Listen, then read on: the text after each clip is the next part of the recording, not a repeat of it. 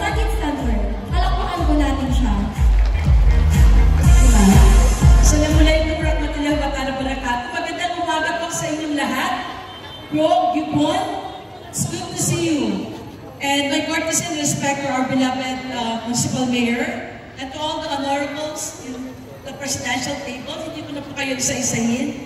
And to all the employees of Municipality of Upi, magandang umaga po. In behalf of my medical center chief, actually, hindi ko alam na magsasalita siya dito.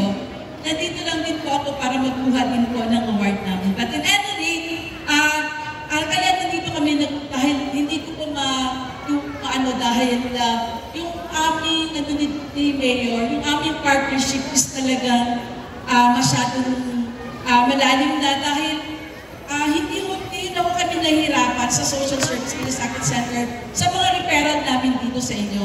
Dati po, maalala ko, pag may mga pasyente lalo ng mga ITP, lalo ng mga IPs from the outskirts, hirap po kami mag-communicate lalo na po walang bantay, namamatay. So ngayon, isang tawag lang po nandyan na dahil may representative po siya, si Miss Angel. So nagbigay din po kami ng space sa inyo para po madali po yung inyong, pag may mga problema po kayo dito sa South Upit, madali po yung inyong referral sa amin.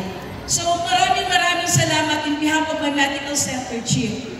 So again, our warmest congratulations to our Municipality of South Upi on your 48th foundation anniversary.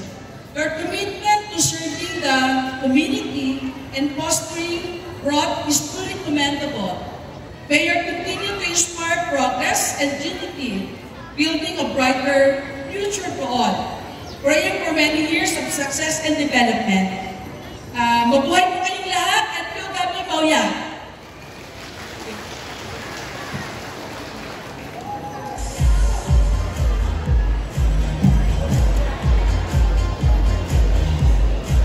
Thank you very much, ma'am.